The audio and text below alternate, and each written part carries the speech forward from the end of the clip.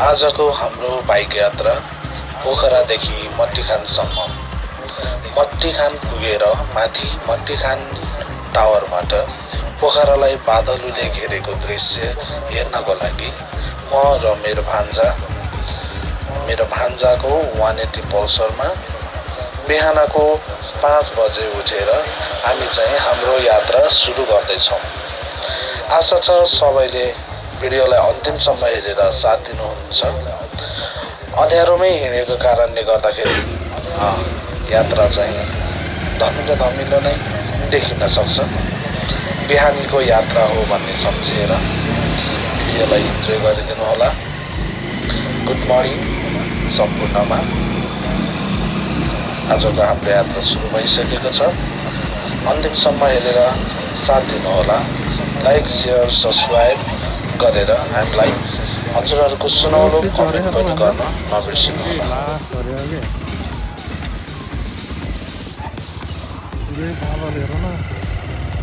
बादलको माथि जाँदा कस्तो होला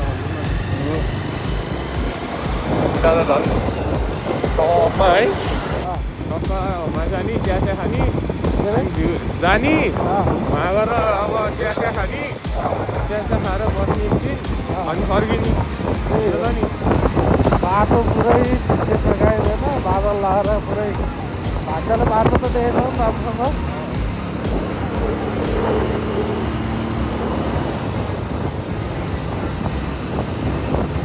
आज त झन् सबैभन्दा चिसो यस्तो लाग्यो मलाई त। कस्तो चिसो हान्यो है अन्त पहिला गयो कि नै बाटो चिनेको जाने यतैबाट जाने स्याङ्जाबाट जाने स्याङ्जाबाट जाने ट्याङ्काबाट उताबाट कुइन्टेबाट के मैले बुझेँ। कुइन्टेबाट फाटो उठेर उता आउन मिल्छ, तर उताको बाटो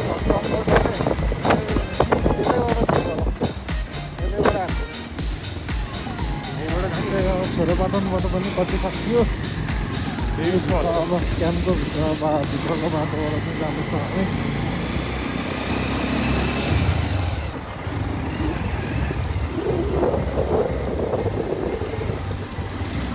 आज 15को दिनमा नि कुन चाहिँ स्कुल भयो नि के भन्छ आज 15को दिनमा नि कहाँबाट स्कुल भयो नि।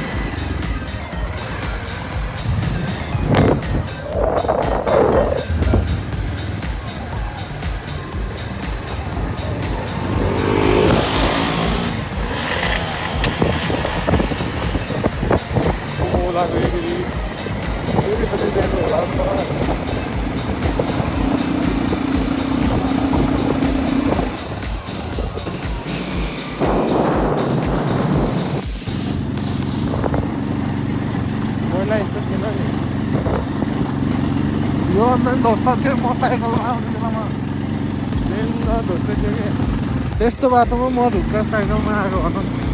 यो खत्तम थियो क्या यो त राम्रो अहिले धेरै हजुर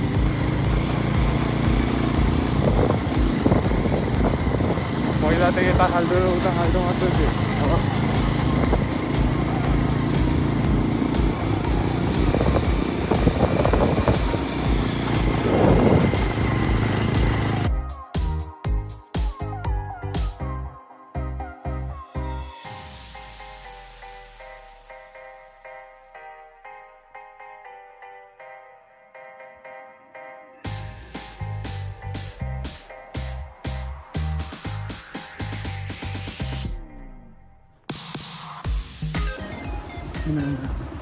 त्यो नजिक गएर यसो अडियो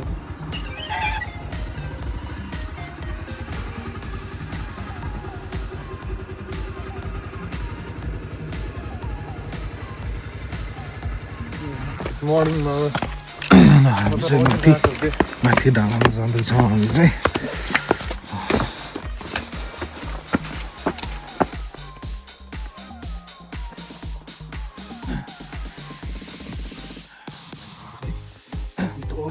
सनराइजको भिडियो पनि आज तपाईँहरूलाई देखाउँछु म।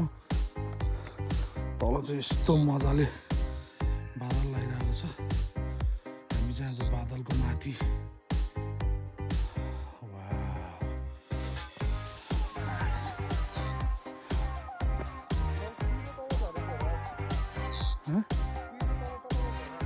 रहेछ कि अब तल तल गएर बाक्लोहरू बस्छ नि त बवाल देखिन्छ कि कहिले गएको थियौ तिमी मानुङको कहिले गएको थियौ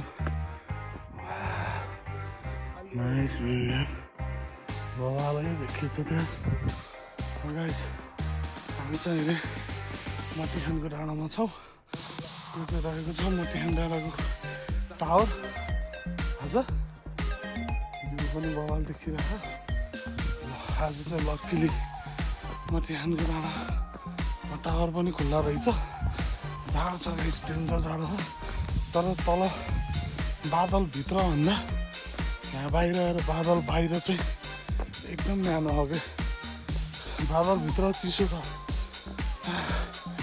यता माथि चाहिँ जिन्दर न्यानो छ तर म चाहिँ जिन्दर जाडो हुन्छ भनेर 2-3टा कपडा लगाएर आएको यता माथि आएपछि चाहिँ लास्ट गरम भइरहेको मलाई चाहिँ हामी चाहिँ अहिले मटिखान डाँडा आइसक्यो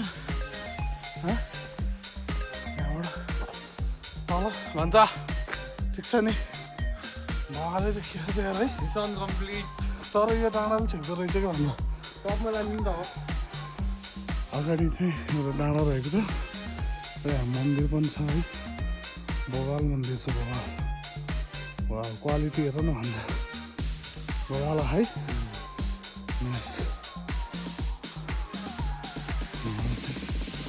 पुरै बादलले ढाकेको छ सर्लक्कै पोखराले बादलको घुम्टो उडिरहेको छ अहिले चाहिँ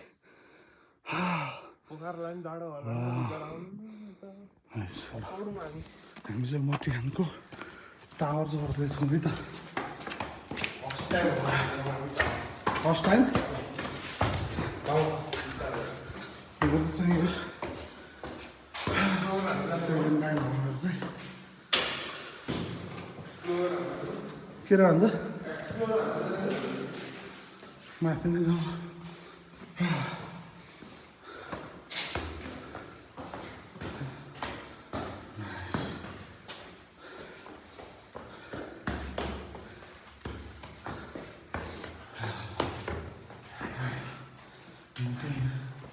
टपमा आइसक्यो ओहो नि कस्तो बवाल देखियो यार है हाइट वाह नाइस माथि जाऊँ भन्छ सबभन्दा टपमा वान एन्ड ओन्ली मा भन्छ मात्र समाज चाहिँ मटिखानको डाँडामा भन्छ कस्तो भयो आजको यात्रा सर्लक्कै हिमाल देखिरहेछ यतैबाट वाह nice nice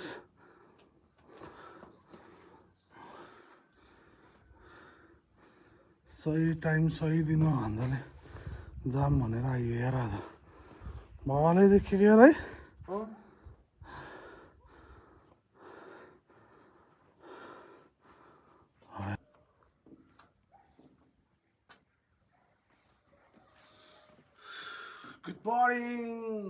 Good morning, Pokhara. View from the Pokhara. Okay.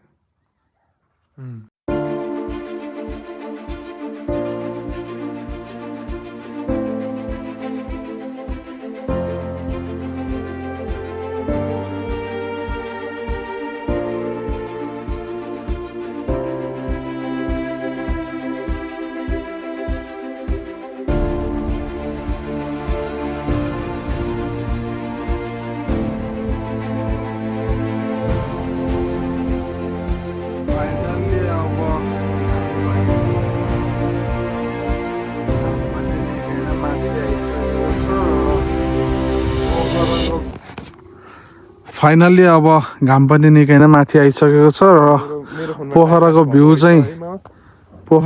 चाहिँ बवालै देखिरहेको छ पुरै बादलले ढाकिरहेको छ माथिबाट अब चाहिँ हामी चाहिँ लगभग फर्किन लाग्यो यताबाट चाहिँ घाम मस्त टल्किरहेछ हेर्न सक्नुहुन्छ यता मेरो भान्जा यसो अब कपडा लगाउँदैछन् म पनि अब टाइट भएर न्यानो भएर हामी चाहिँ अब फर्किँदैछ हामी चाहिँ अब एकछिन स्तुपा पुग्छौँ स्तुपा पुगेर चिया खान्छौँ अनि त्यसपछि म चाहिँ घर फर्किन्छु भान्जा पनि घर फर्किने हुन्छ कस्तो बित्यो भान्जा आजको बिहानी पिसाउट दामी गुड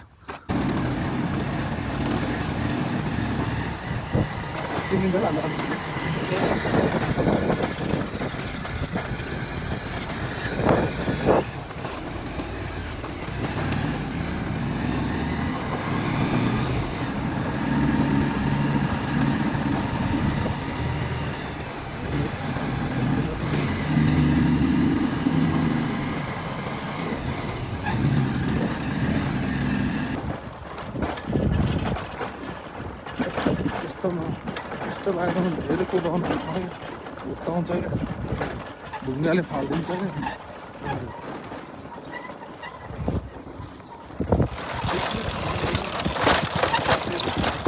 कस्तो छ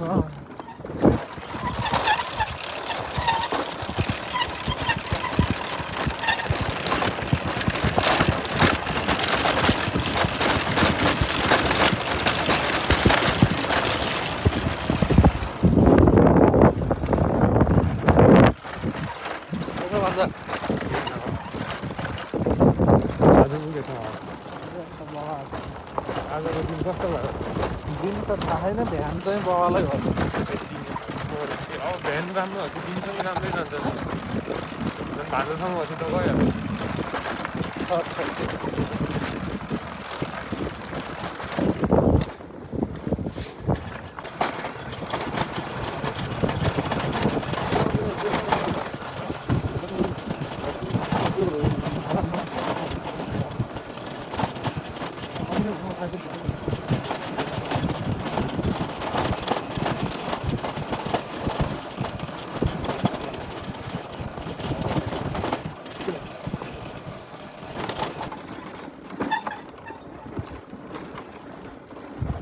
अघि हामी आएको बाटो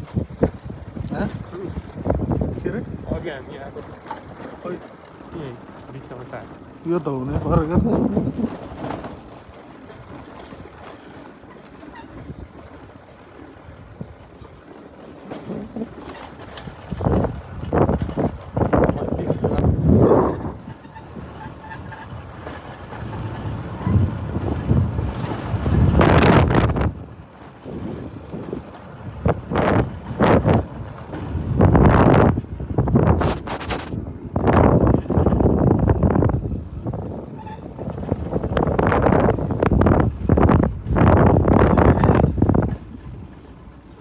यहाँबाट झन् जस्तै थियो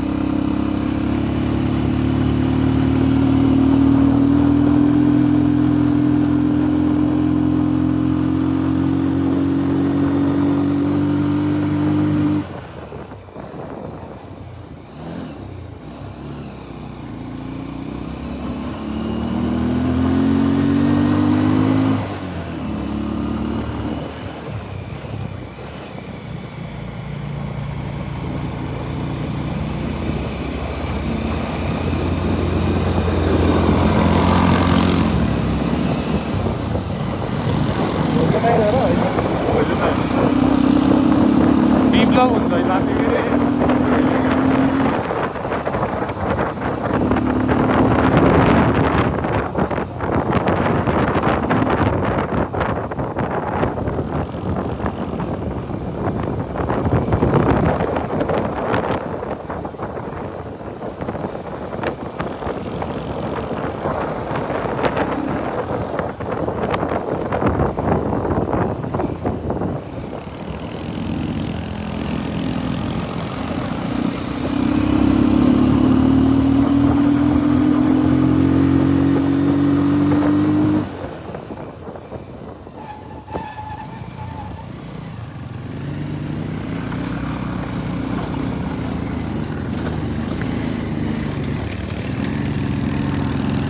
यो बाटो त्यस्तो है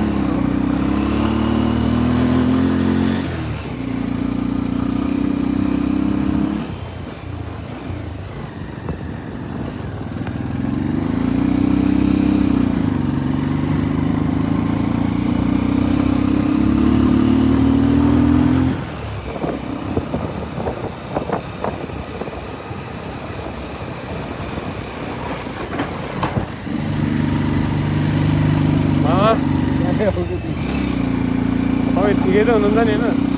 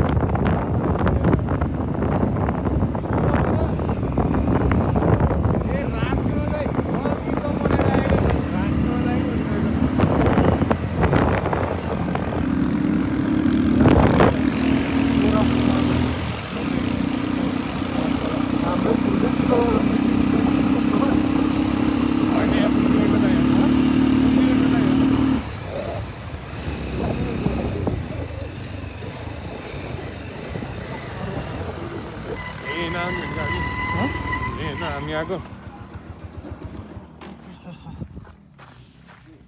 मट्टी खान पुगेर हेर्न भन्दा त यहाँबाट हेर्दा बवाल देखियो नि बरु ऊ त्यहाँ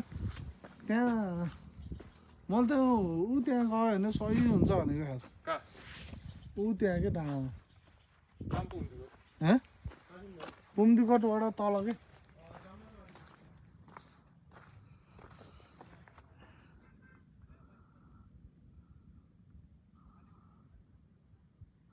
यहाँबाट बवाल देखियो नि बरु यार वहाँ मट्टिखान पुग्यो गाइज होइन तर मट्टिखानबाट भन्दा यहाँबाट हाम्रै डाँडाबाट बवाल देखिरहेको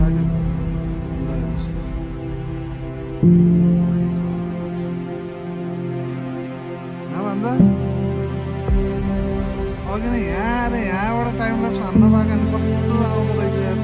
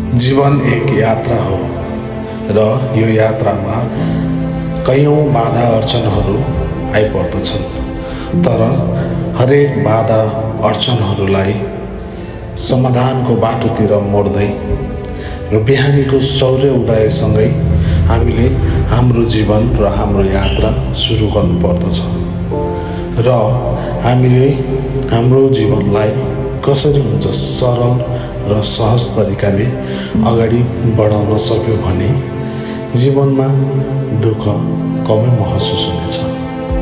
त्यसैले यात्रा गर्नुहोस्, हेल्दी पनि रहनुहोस् र जीवनको यात्रा पनि सरल र सहज बनाउनुहोस्।